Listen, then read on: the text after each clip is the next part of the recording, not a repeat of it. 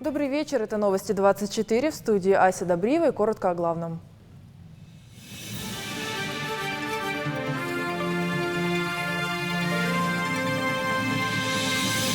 Новая библиотека, мечеть и учебные корпуса. Глава Ингушетии совершил инспекционную поездку в Малгобекский район.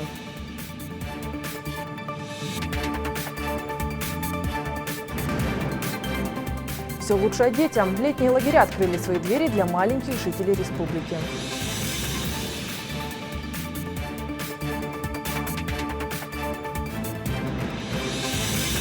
Традиции и обычаи ингушского народа. В Сунже прошла конференция для студентов, приуроченная ко Дню Республики.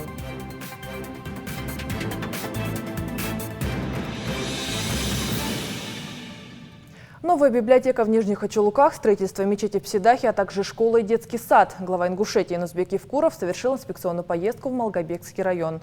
Объектами пристального внимания главы стали не только социальные учреждения, но и завод по производству энергосберегающего осветительного оборудования на базе сверхярких диодов. Подробнее Хусен Гагиев. Так, что у нас? Как? Это мастерские. 3 новых учебных корпуса в подарок от Россети. Совсем скоро студентов топливно-энергетического колледжа ждет новоселье. Уже сейчас здесь готовятся к закупке нового оборудования. В одном из корпусов верхний этаж займут мастера кройки и шитья, а на первом этаже расположится токарный цех.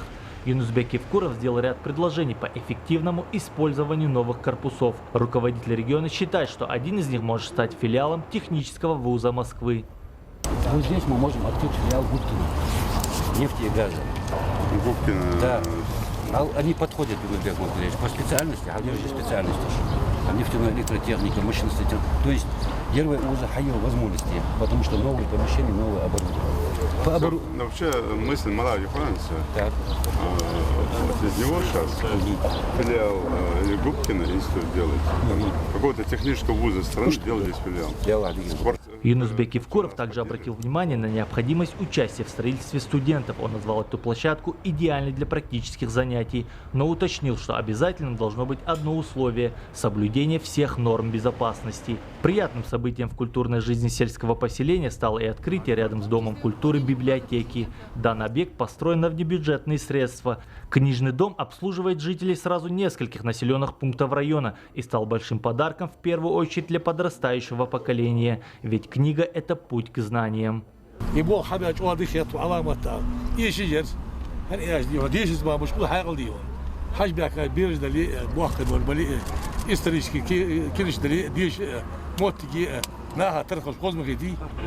Юнузбек Евкуров посетил читальный зал и книгохранилище. Глава республики поблагодарил инвестора за строительство здания, а сотрудникам библиотеки пожелал успешной работы.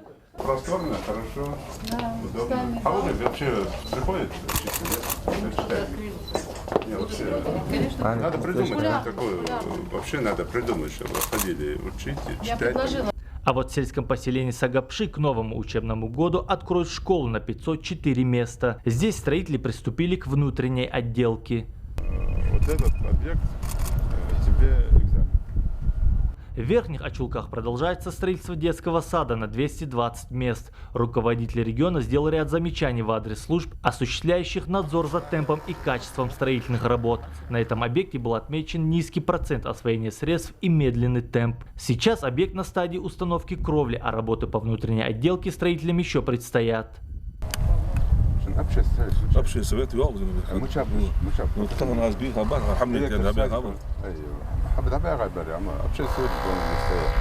Кто контролирует строительство?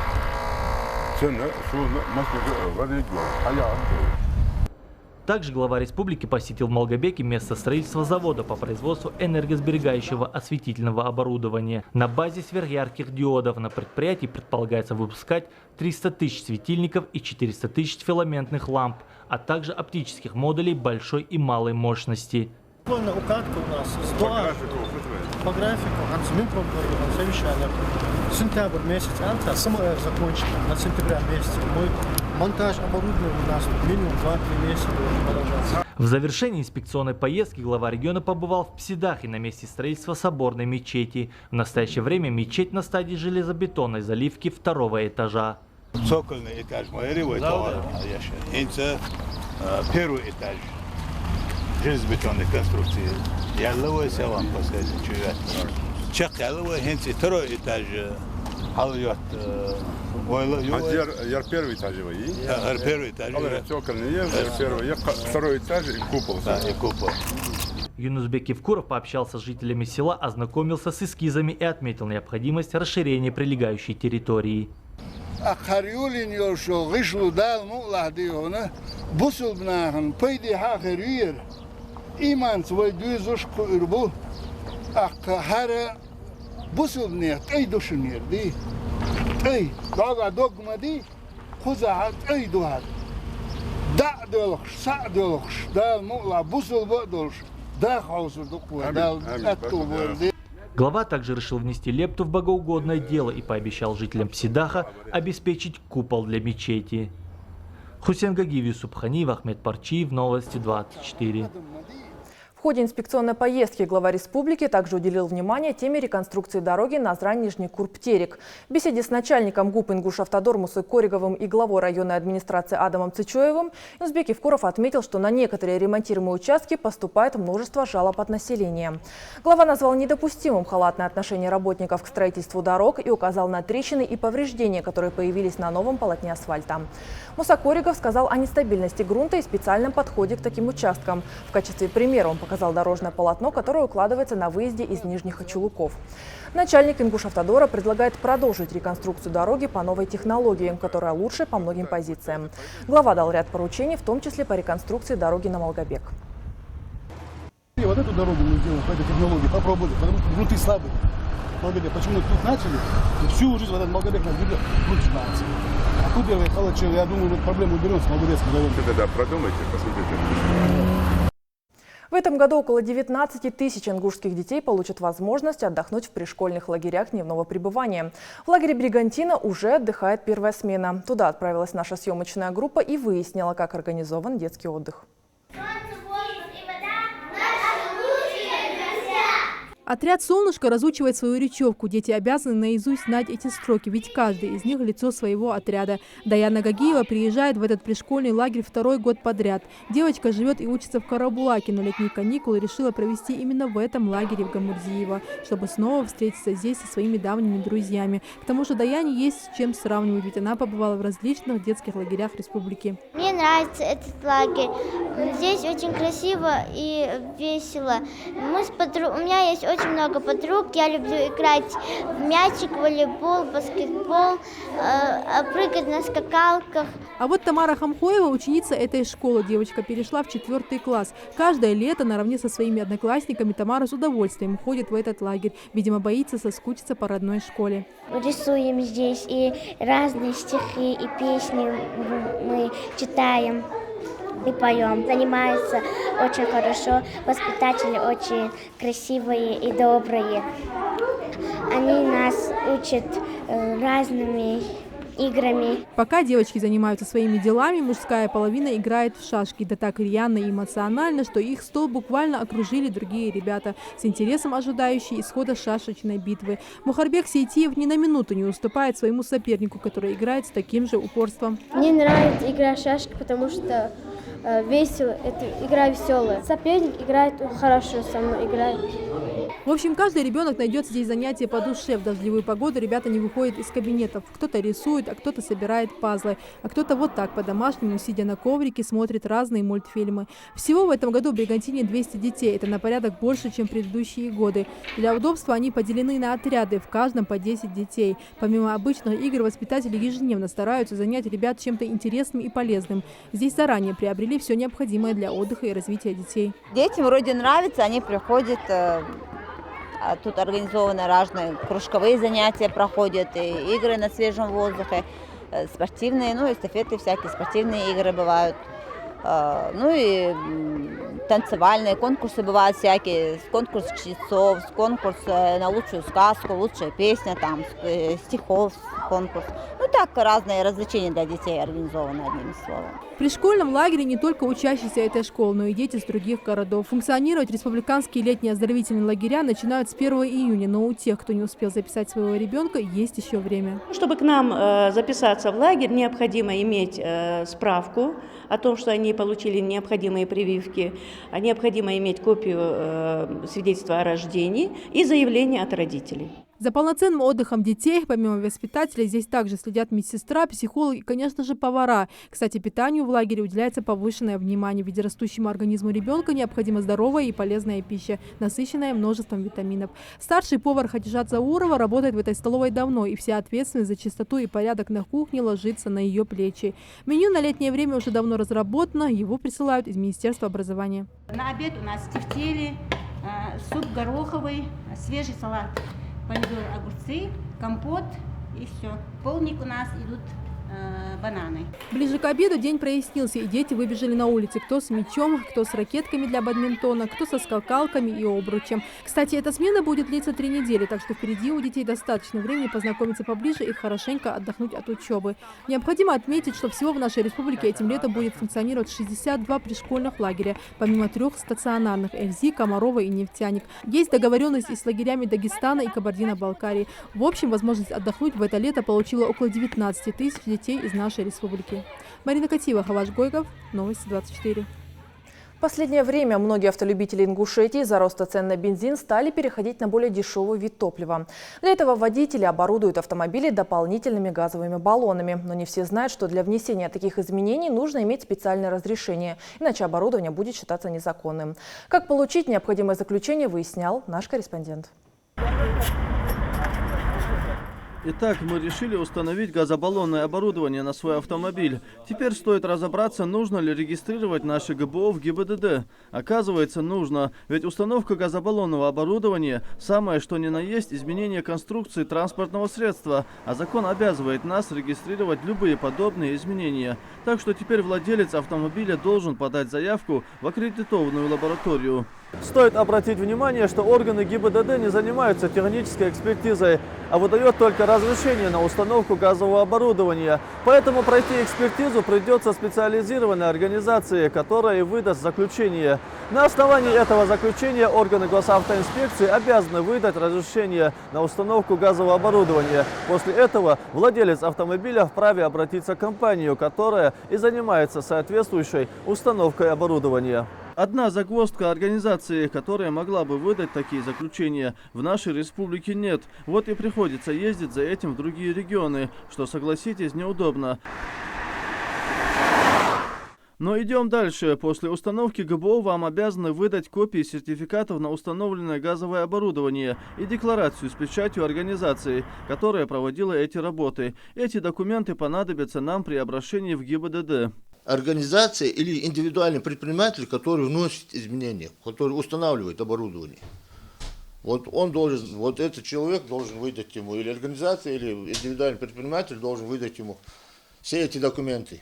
С этими документами автовладельцу необходимо обратиться в госавтоинспекцию, чтобы получить свидетельство об изменении конструкции транспортного средства. Затем в регистрационно-экзаменационном отделе той же ГАИ вносит изменения в документы об установке ГБО.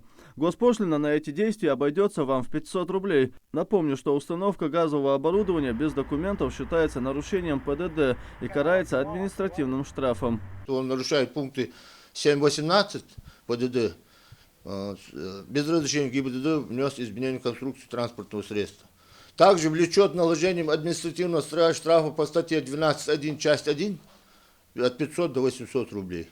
Не менее важным считается и своевременное обслуживание газового оборудования. По стандартам есть сроки, по истечению которых автовладелец просто обязан пройти технический осмотр ГБО. Если машина новая, то за первые 3 года технический осмотр надо пройти 1 раз. После 5 лет эксплуатации автомобиля техосмотр ГБО надо проходить каждый год. При использовании газового оборудования самым опасным считается утечка пропана через шланги. А в большинстве случаев проблемы могут возникнуть из-за неправильной установки ГБО или ненадлежащего ремонта. Тогда ваш автомобиль точно не попадет под объектив случайных любительских съемок с многочисленными комментами пользователей сети.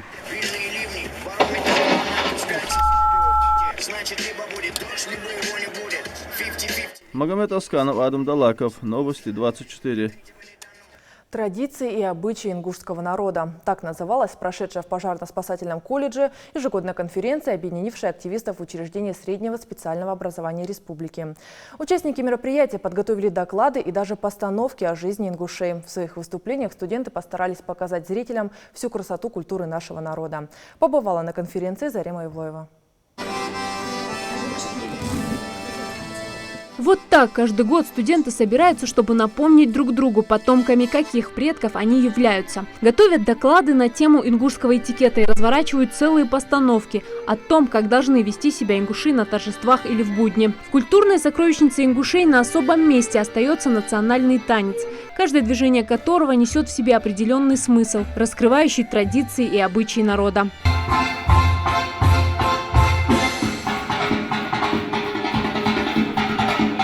О том, что в танце мужчина должен бояться обидеть девушку даже взглядом, а горянка должна быть воплощением скромности, напоминают старшие. По их мнению, ингушский танец в новом исполнении нарушает все требования адатов.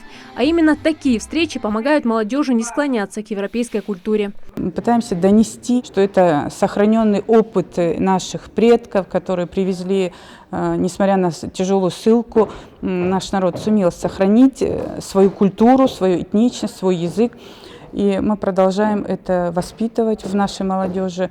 От воспитания детей до почтения старших в ингушском этикете отношения выстроены четко. На конференции постарались наглядно показать, как, к примеру, правильно укладывать малыша в люльку.